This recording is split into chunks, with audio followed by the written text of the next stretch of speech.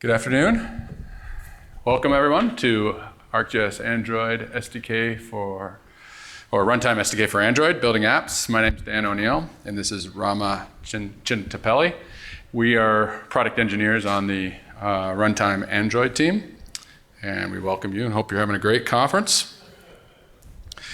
Today we got a lot to get through. We're going to try to introduce the SDK to you. We're going to go through some developer patterns that are common in the SDK. Then we're going to go through, there's a lot of features in this SDK, but we're going to try to go through some of the higher lights ones. Maps and layers, we'll go through geometry and graphics and how they work together. Portal and authentication. We'll go through some offline patterns, and then we'll close it with some geocoding and routing. So in an introduction, what I'd like to do is show you how we can get started in about 5 minutes. We've made a concerted effort with the SDK at 100, really back since about 10.2.5, if you've been working with the SDK at all, to go through some dependency management workflows, which we feel is getting you up to speed with the SDK much quicker. So right now, the first thing you want to do, you heard on the plenary and you heard it announced here, is the new developer program and all that. Get yourself a developer's test account. That allows you these 50 credits a month, premium content. It allows you to register apps, and in some portal workflows, you'll see where that comes in handy. And you can do some testing tokens. Obviously, the supported IDE is Android Studio from Google. The reason I have it up there today is it also bundles the SDK and even the NDK if you do native development. So while you can have separate installs for those, you don't need to anymore with just the install of the Studio. And then get your dependencies working, as I said, with Gradle, and start writing apps. So if you're new to the Android SDK, we suggest the first thing you do is go and read our map app tutorial, our first map. That's in our developer guide that's listed there, and it's under Getting Started, Develop Your First Map App. It's a step-by-step guide. It'll take you from getting that install of Android Studio all the way to getting your first map app running and get you familiar with it. Existing developers, you guys, we have a lot of things out there for you. If you've used the SDK before, we have plenty of samples out there. They're all on GitHub. We now have these example apps. Android has been leading this effort, but it's a runtime platform thing, but we've been leading it through Android. So we have these apps are end-to-end apps that might be a starter template for you or may do what you want, but they're extendable and they're out there and all the code is out there. And that GitHub workflow for working with all of these things is to fork those repositories. So the way GitHub works is we have, they're organizationally, and we all at Esri are in the organization to clone them directly and interact with them. But when you clone them and they become local to your device or to your developer environment, you'll want to stay in sync. And the way to do that is by having a fork that goes back to the remote, which is our repository. But that additionally, what it allows you to do is collaborate with us.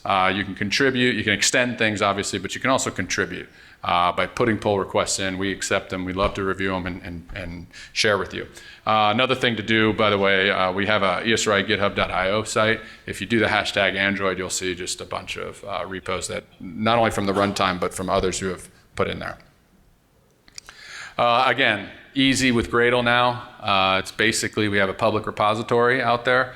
We have a public repository that's in our private space. You add that to your repository of any app, whether you're doing a new app or whether you're adding this to an existing app, and then it's one line of code to grab the entire SDK. And the great thing about this is, so Android comes packages with AAR, and inside that, all the dependencies that we depend on get bundled in there with you. So we manage that through that version, and it's really easy to get started.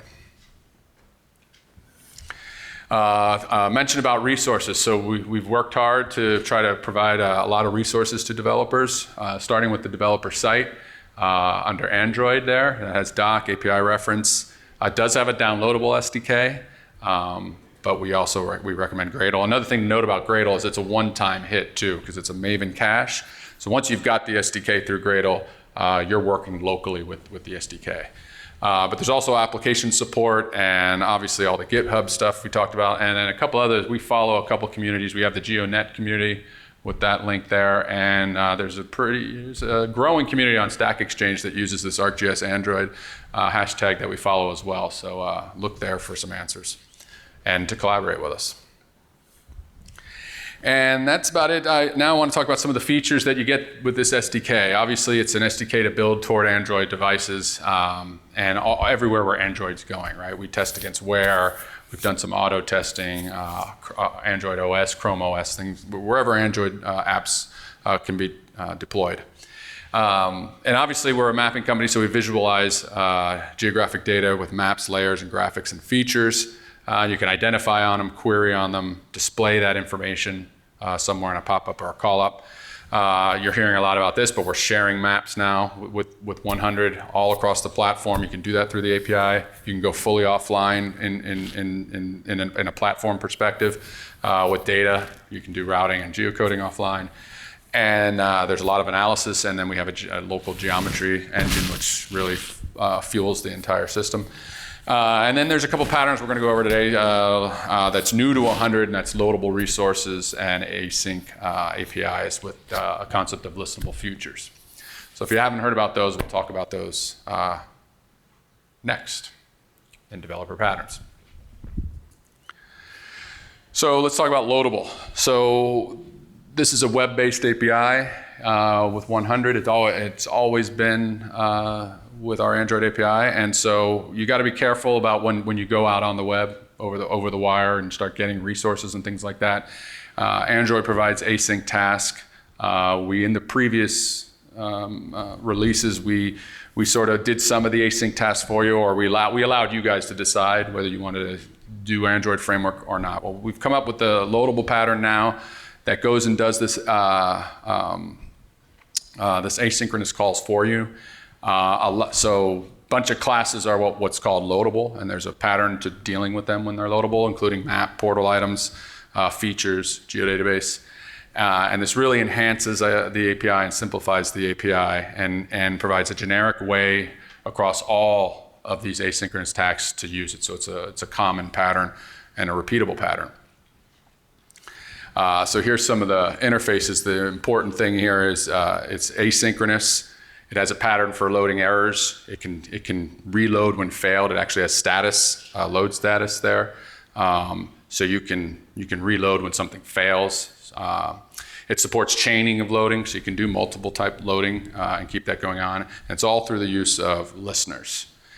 We've written a pretty good doc on it, so if you're new to a loadable pattern, I suggest you go and read through that doc. It'll be very beneficial. But I'll show you a little bit of how it works in code right here, using our map loaded example. So map is a loadable event, and so it needs to get on load before you can do things with it. So you get a load status change listener at the top there, and you follow that through with a load status changed.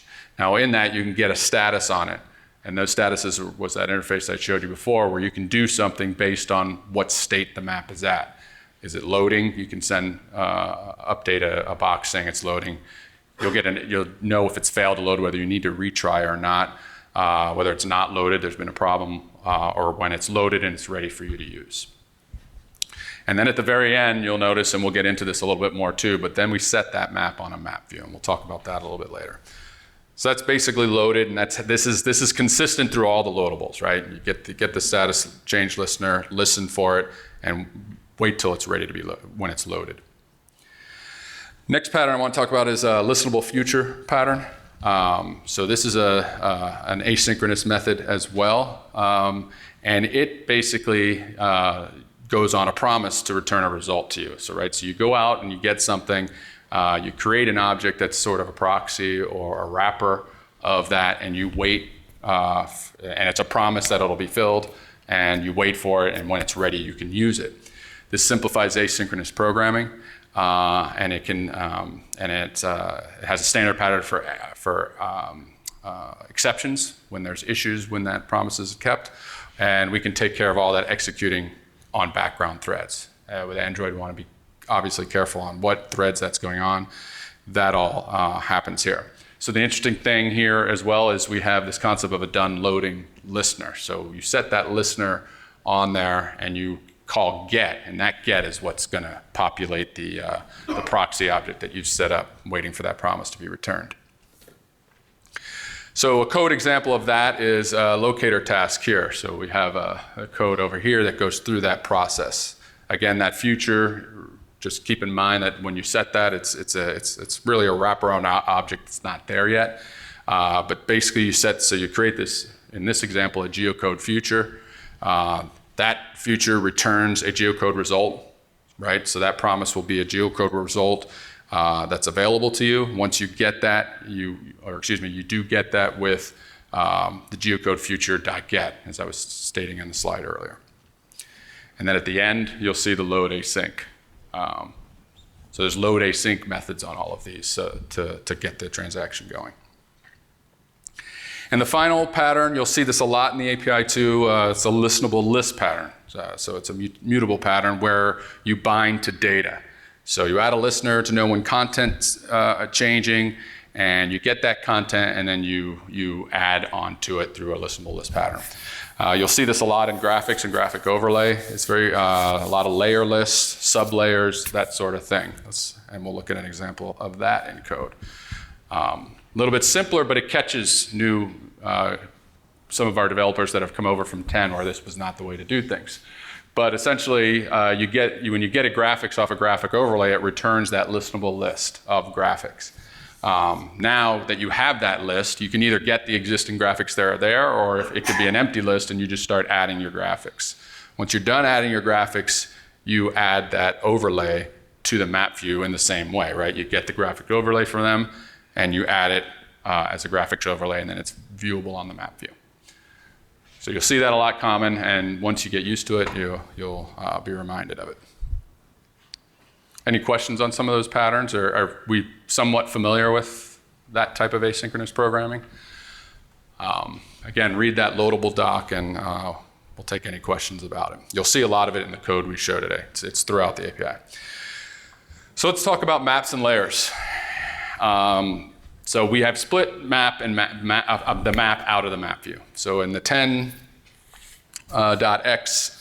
versions of the API and prior, there was a map view and everything was involved in it. Now we don't. Now the map is an object that can be changed of itself and has layers and map type objects. And the view is still a view object in Android and now has view components on it. So like a graphics overlay, location, that type of stuff. This makes maps a first-class citizen and allows us to open a map, build it in code. You can save it in code to the map and modify it and things of that nature. So they're separate. Map views references ArcGIS map. So that's where we said map view.add map. You add maps to the map view. And as I said, the map view extends a view group still, so it's still a view object in Android. And we put graphic overlays and things, location displays and that sort of thing on them. And that can control visibility of extent as well. So you'll set viewpoints on a map view. Listenable lists of layers and bookmarks as well with the map. So where do maps come from now that they're separated out? Maps can be in a lot of places. They can be portal items. You can get them from a portal as a web map with a URL. You can go to Pro and create mobile map packages, and that can be a map, and we'll look deeper into that later. But the real important thing that you can do now is you can create the map in code, right? And you can save it to a portal, or you can save it locally, either way. And these can just become different types, portal item types. And with that, we're going to do a little bit of a demonstration on change base maps. I'll show you the app, and then if you can bring the source up, I'll do it.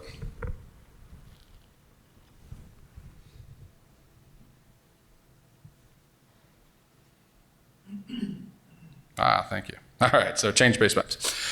So here we have base maps. So we have introduced a lot of new base maps at 100, especially vector tile base maps. And so now you can very easily switch between your tile base maps and your vector tile base maps. So in this demonstration, we use a nav bar, and you can see a list of the different types of base maps available. This isn't an extensive list. This is just the ones that were added to it. But you can add vector base maps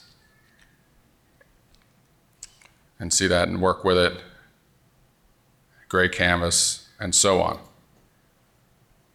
So these layers are all built in. Some of them are new, and the way we do it has been enhanced as well.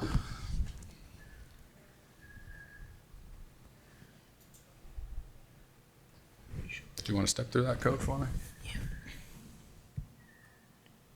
So every sample, every demo we do here is as we said, on GitHub.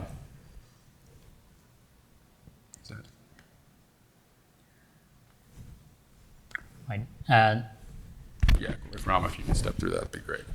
So this is how you create a map view. So you already define a map view in your activity layout, and then reference the map view object, and map is constructed using the ArcGIS map class, and there we provide a different set of constructors, and you can pass in the type of map that you want to show, construct, and then set map view.setMap with the map object, and that's it. That should load your map view with the map that you chose. And when you change the map, all you need to do is set a different base map based on the selection, and it automatically changes the base map. Right, so really simple high-level methods now to set the map, the base map on the map. You can instantiate it with that, then set, as we said, we separated, so you set the map on the map view, and then when you want to do all those switching that was done, all you do is change it on the map, right? And then the map view will honor that. Great, thank you, Rama. And I'm going to hand it over to Rama now to talk a little bit about geometry and graphics. Thanks, Dan. So we have seen maps and layers. Moving on to the next section is geometries and graphics, which is another important component that is part of our SDK, which we use to represent the real-world objects. So we wanted to kind of really simplify the geometry API from, like, if you compare with our previous versions. In the 100 version, like, you will see that the geometry API itself has been really simplified. Some of the characteristics of the geometries are like, so the geometry will have the spatial reference. You can set to any spatial reference. It will have Z and M values. You can convert them to JSONs, or you can load geometries from a JSON file. But the key thing to note here is the geometries are immutable. That means, like, you cannot change geometry from the geometry class itself, but which makes them thread safe. Like, somebody cannot accidentally go and change it. But the way to change or modify the geometry is through builders. So we provide a set of builders. So you can construct a builder and pass in a geometry, or create a new builder, start with an empty geometry and create a new geometry. And based on the builder's current state, you can take geometry any time from that particular builder. We'll see the code example of it in the next slide. The ArcGIS system itself also supports curves, true curves, which we are getting into from the runtime. So the existing release doesn't include that, but the coming releases will also support curves. So here is an geometry builder example. For example, if I want to build a polyline, so I will create a polyline builder. This one is creating a new polyline. So like I set the spatial reference of it, I create a new part, add the individual line segments to it, and then I add the part to the polyline builder. And then at any time in this operation, I can call polyline builder to geometry, and that gives the current state of the builder, and you can construct a polyline. So you can continue and add multiple parts to your geometry, and at any point you can get the current state of the geometry and then use it for adding to the geodatabase or doing some other operation, showing it as a graphic or for any other operation. So we also support a lot of geometry operations. We have a geometry engine class that can do the basic operations like buffering, clipping, area, geodetic areas, projections, and there is a whole list of geometry engine operations that you could do. So something that we had at 10.2x and we will have in probably the next release of 100 version is coordinate conversions and supporting the geographical transformations that include the datum transformation. So now that we have seen geometry operations, let's see how we could use these geometries to better make them better visualized. That we do it through graphics, right? So the graphics takes attributes, takes a symbol and also the geometry, and then we can render the graphics. But when we want to render the graphics, we need to add them to a graphics overlay. So you can think graphics overlay as like a component of map view, where it contains all the list of graphics that you add, and the graphics overlays are the ones that are viewed on top of the map, like on all the layers. And you can add multiple graphics overlays. So based on the order in which you add it to the map view, like they will render in that in the same order. And also you can set renderers just like any other layer. Like you can set a renderer on a graphics overlay, and unique value renderer or a simple renderer. And there is also something called rendering mode for graphics. And there are two types of modes, which are dynamic and static. So when do we use dynamic versus static? Like if you want a better user experience with the graphics or for the display, you would typically want to use the render mode to be dynamic. But if in case you have a lot of features that you want to show in the extent of the map, there will be a performance hit by if you choose a dynamic renderer. That's why probably you want to prefer a static mode at that point. So now let's see a quick demo on the geometries and graphics overlay. So I'll switch to the other machine. So here is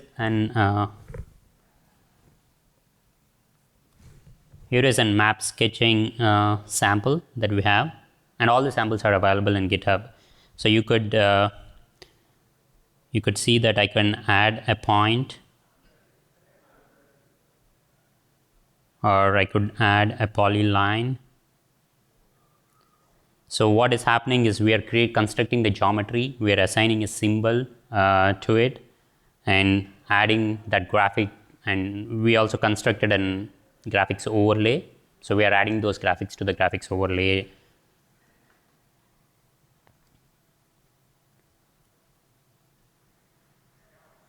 So like I could add a polygon. You can do undo, redo operations. And then like if you don't like those any of those graphics, you can clear the graphics overlay, and that would remove all the graphics. So switching back to the slides. We have seen geometry and graphics. Moving on to the next section, we'll talk about another important aspect of the API, which is portals, working with the portals and the ArcGIS online platform or on-premise portals. So it's so we really wanted to really give a simplified API where users could use the ArcGIS platform and bring those maps to your native applications. So we focused a lot on this, and we right now, like, we provided all these classes, which you will see later, where it really simplifies work, authoring maps in runtime and sharing them with the portals and working with it. And we also thought about like considering the security models around the portals, like and we don't want developers to do all the work with all the security modes that are available that can be set up for an on-premise portal or an ArcGIS Online portal. So you would see that we have put a considerable amount of effort in this particular release, where we do most of the work for the developers, and it's really simple to use the API. So the main classes when it comes to authenticating the portals would be Authentication Manager and an Authentication Challenge Handler. So the Authentication Manager is kind of the place where you want to set a challenge handler to it, and it is the one which manages how the secure resources are loaded. For example, an authentication manager, you can set an authentication handler. It also manages the credential caches that you log in, so that you don't need to repeatedly pass in the same credential again and again. It also manages the OAuth configuration of your portals. It can manage any secured certificates. And the next slide, we'll see in code how to easily set up and use Authentication Manager and set up an Authentication Challenge Handler. And what exactly is an Authentication Challenger? It's actually the UI that you see when you try to access a secured resource.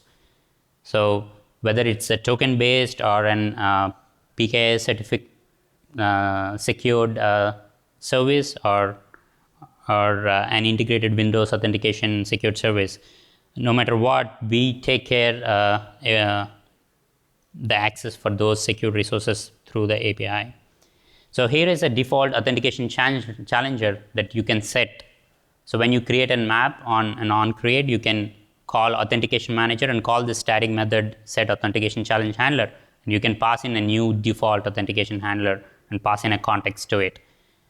So, and then you can load any portal irrespective of the security mode that you set for the portal. So if it is token based, you would see an user interface where it will ask you to enter the username and password. If it is certificate, it will ask you to install a certificate from your device. So that the whole process has been simplified, and with one line of code, you get it right there.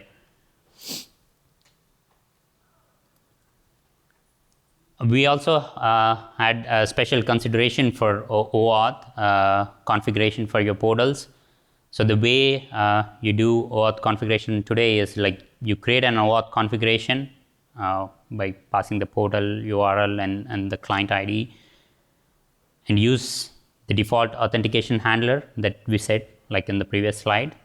And we can set a default OAuth intent receiver in your app. So whenever your login is successful, this receiver will handle that the OAuth has, whether it has successfully completed or not. And then once the intent receiver would propagate that message, and then you can continue based on the success or the failure, you can continue on to the next operations.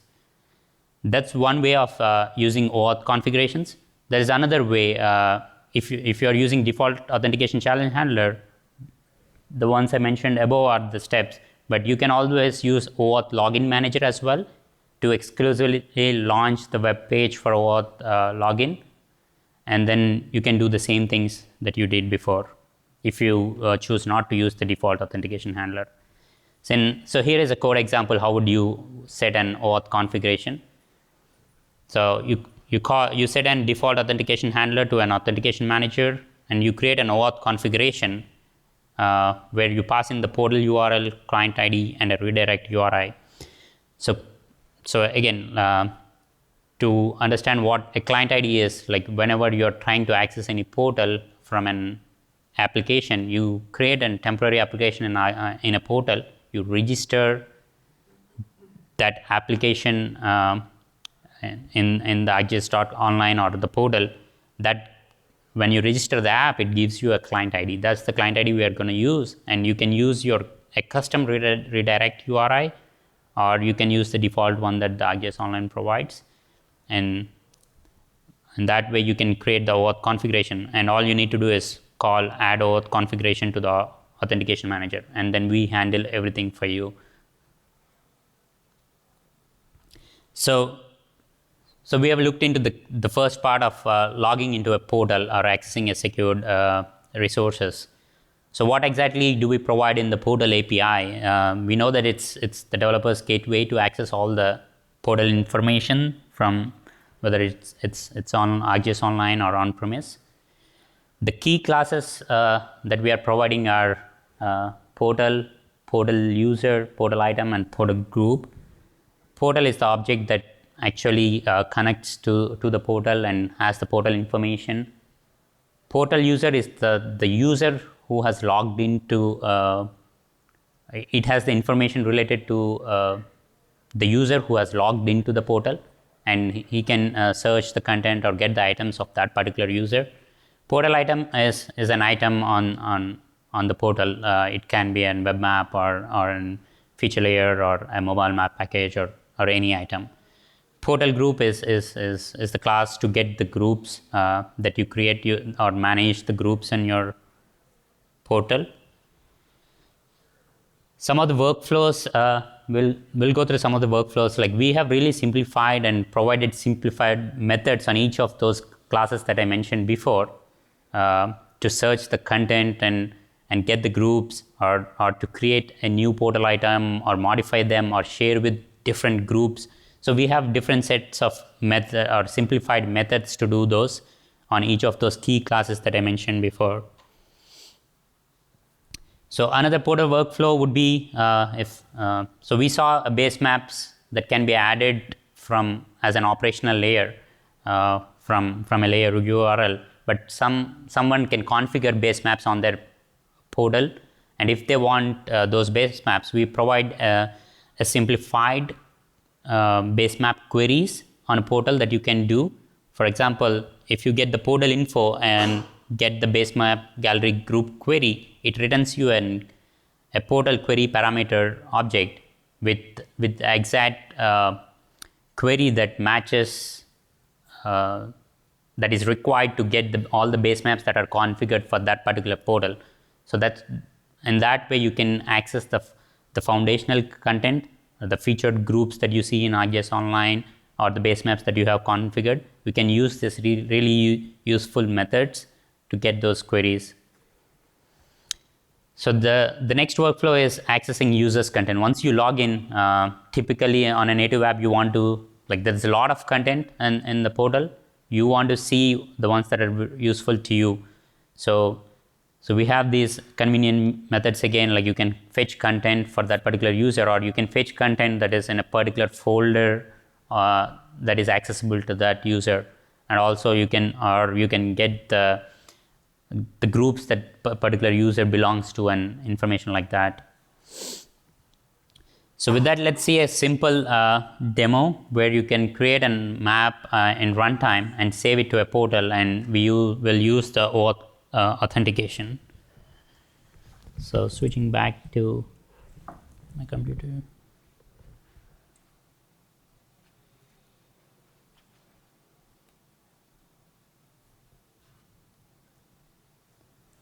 So here is an runtime map. So that is created in the client side. I'll change the base map to imagery. I can add a world elevation layer to it as an operational layer.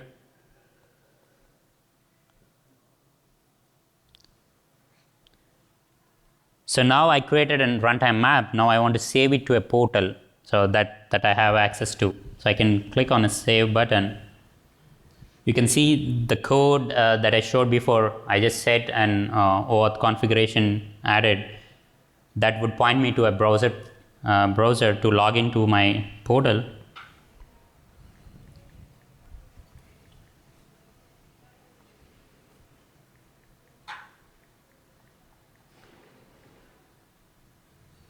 So once I signed in, it is asking me to give a title. And I gave some tags. Real secure user there. Right. So this is this.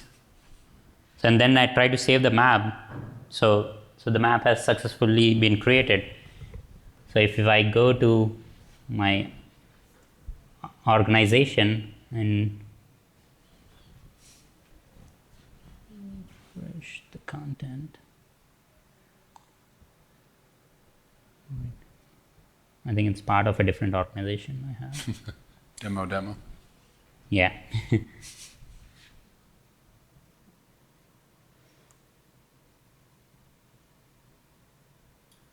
I used a different user account, so it probably it would have saved to a different account. But let's see.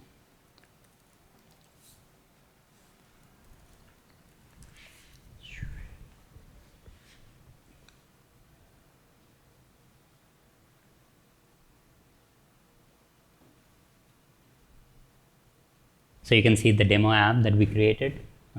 It's here. And you can see the imagery and the layer that we had. So it really simplifies. The key thing to note here is we are handling the authentication for you, and as well as we have this rich portal API that can easily make you work with the ArcGIS platform. Right, and separating the map from the map view allowed us to save all that to the map and put it to the map view. Thank you. Rama? Are we on here? Okay, good. Offline. So let's talk a little bit about offline patterns and what you can do. So we have a couple of different patterns there. One is a service pattern where you do programmatic updates and you do a download sync sort of workflow. Another way is on the desktop you can consume and create ArcGIS Runtime content and get that to your device, either provision it or use the portal API as we just did and go find that item and bring it and download it down yourself.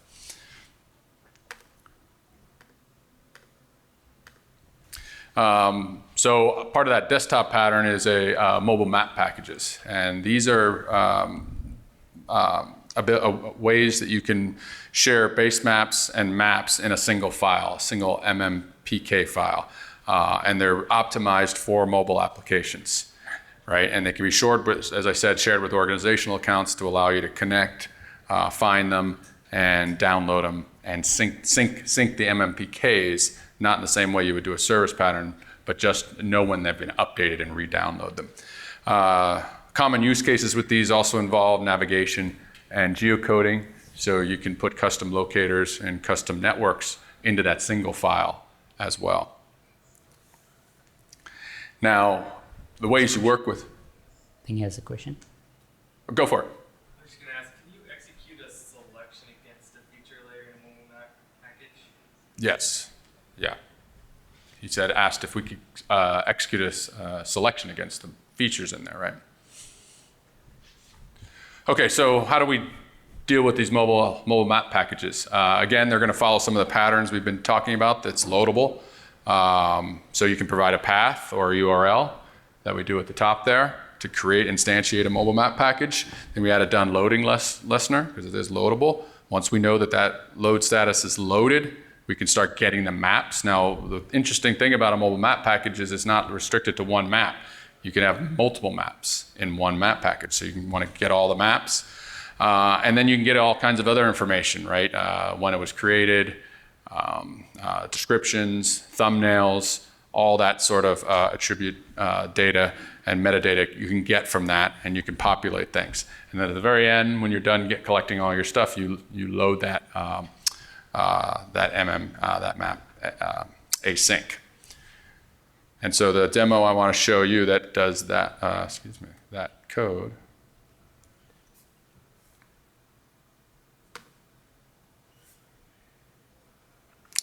Is over here. this guy. So now this is one app that we are currently working on. So the open source will be made available shortly after the Developer Summit.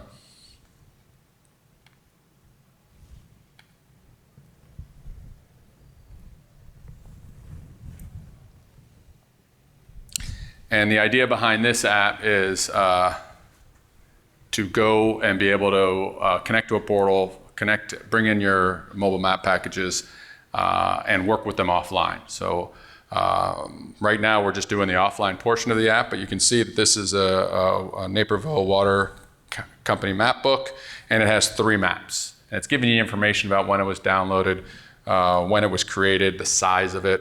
We can go into any one of these maps, and you'll see the data come in, and we can do things like, once it fully comes in there, and the layers come in. So we've got operational layers and base map layers, and we can get a list of those layers over on the right. Add layers, and we have custom locators with it, so you can search on an address. And when you enable suggestions on things, we get offline suggestions as well. And we can go ahead and go to that, and we'll see that we got the address. You can actually do reverse geocoding as well, and you can do feature searches.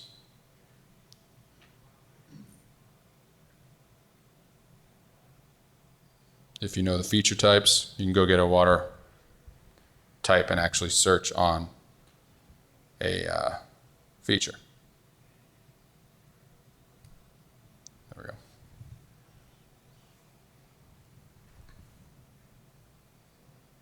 Not being very responsive. Anyway, so that shows, again, how we can do multiple maps in one file, MMPK file, and as you can see, this was in airplane mode the whole time, completely offline. Okay, go ahead and switch to that, and I'm going to let Rama take you through the service pattern.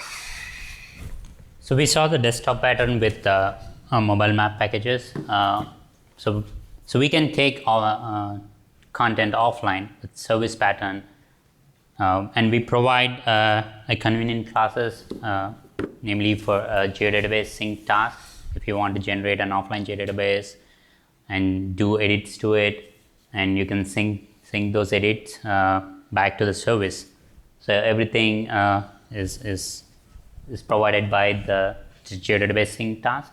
Similarly, like if you want to take an offline tile cache, you can use the export TileCacheTask. So that you can specify the levels of tiles that you want to generate, and then once you call generate tile cache, like it would generate the TPK for you. So here is a code sample on how the export TileCache task works. So you construct the export TileCache task, and you pass in the URL which has this export option enabled on the service. Then you can set some tile cache parameters, and you can pass in the list of IDs or the LODs that you want to cache, and then you can provide an area of interest that you want to cache. So, and you call this method export tile cache async and pass in the parameters and the path where you want to store the TPK. That creates a job. So in order to start the job, you need to explicitly call the job.start, and that would trigger the job to start, and then it starts making requests to the server, generating the TPK. And you have these listeners where you can listen for the job status or whenever the job is done, job done listeners. So they would that's where you track the progress of the job, and then once it is done, but if you get any errors, you can catch them and deal with the exception. Or if you succeed, you get the result from the job.getResult, and that's where you get your tile cache, and then you can use the tile cache to add it as a layer or any other operation that you want to do. And the pattern is the same for other tasks as well. Even the JDatabase sync task will have a similar pattern. Like you can construct a JDatabase sync task, and you call the generate JDatabase sync method and pass in the JDatabase parameters that are required and the path for the output JDatabase. That again creates a job, and you add a listener on the job to track the changes, and you call generate JDatabase job.start. And there are also other convenient methods on the JDatabase sync task where there is an method to create and sync job, which is not shown in this slide, but you can use that to, like whenever you do edits to your local JDatabase, you can call that method, and then again that creates a job and you can track the changes, and that should do the sync. So with that, we complete the offline section. I'll hand it over to Dan for geocoding and routing. Okay, thanks, Rama. You're going to notice a theme as you were noticing there with and we're going to reiterate it here with one of our last sections here of this programming pattern. And so when we do geocoding or routing, and one thing I'd like to know, we just came from offline, but to do geocoding or routing online or offline is the exact same way. So these code, what we're showing you here is irrelevant of whether you're connected or disconnected. But essentially, we have a locator task. That's another loadable, and that's going to want that future promise, and that's going to get back a geocode result as a list. Right now, we're in our listenable list world. And so once we get that, to display those results, we get those as graphics, and we add them to graphic overlays. Okay, so we just get that. So it's basically get a locator task, get those results as a future, and put those results to the graphic overlays in our listenable list. Routing is pretty similar. Again, the route task is loadable as well.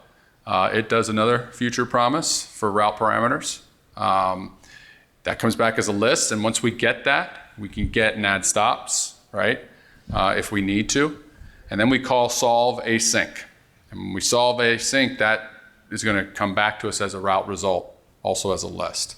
And then we'll do the same thing to display. Go back with our listenable list on the graphics from the route result itself, and add them to the graphics overlay. We got a couple of demos I think we have time to show you before. That we'll have Rama show you real quickly on geocoding and routing. Our routing, as I said, they're the same API, so our routing, I believe, is an online one, and the geocoding one is an offline geocoder.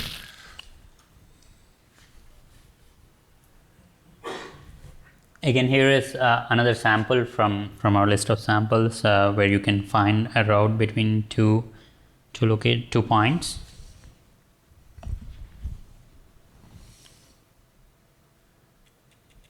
And I hit and so when I click on find route, the button, it actually calls the route task and solves the route, and it gives the route, and you can see the directions being given here, like each route path.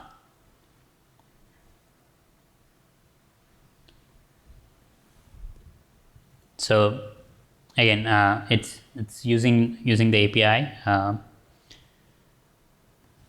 So that's the route. This is a pretty simple sample. Like the one that you saw before was probably the example maps app. Probably would have more advanced feature where you can specify different locations for the origin and destination. But this sample just want to highlight the route task capability alone. Yeah, the motive of that sample is to really get you to the API and understand how the API works and how these patterns we've been promoting work at a very simple level. And then there's more advanced ones that do more things, as Rama alluded to. Do you want to do the offline geocode? Yeah, I think we have time to show that real quick. Okay. So this one this is an offline geocode app where the tile map is coming from an offline TPK, and there is a San Diego locator that is offline as well. So I can choose some of the addresses. It would geocode from the offline locator, or you can click on to get address. You can move around it to reverse geocode. Like as you move around, you can see that the address is reverse geocoded.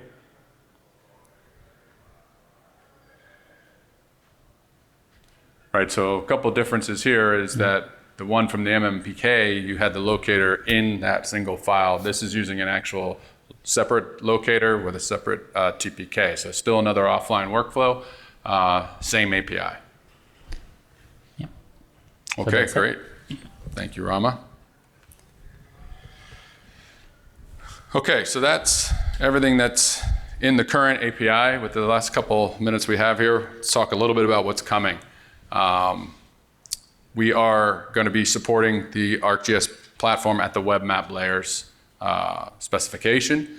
That's coming in the next release. Next release is due around, it's called Update 1, and it'll be in the May time frame. We're trying to get a couple of releases out a year now that we've gotten 100 out in the Quartz release. With that also, we're going to try, we alluded to this a little bit earlier, but the 10.2x equivalency issues, we should get most of them in there. Most notably, image services and related tables will be there. That was in 10.2. And 3D. You saw 3D on the plenary. We've done a couple 3D demos this week. We are in active development right now with that, and we expect to get that into Update 1. And with that, I'll just go over what we covered today. We introduced the product to you and how we can get it pretty quickly and efficiently these days. Some of the new developer patterns in 100, which we highlighted throughout the rest of the presentation. We went through maps and views, geometries and graphics, portals and authenticating against those portals, some offline workflows, and geocoding and routing. That button does not want to be the right one. And with that, I'd like to thank you. Please enjoy the rest of the conference. We'll take any questions. I think we have surveys on the chairs there. We appreciate your feedback. And thank you very much.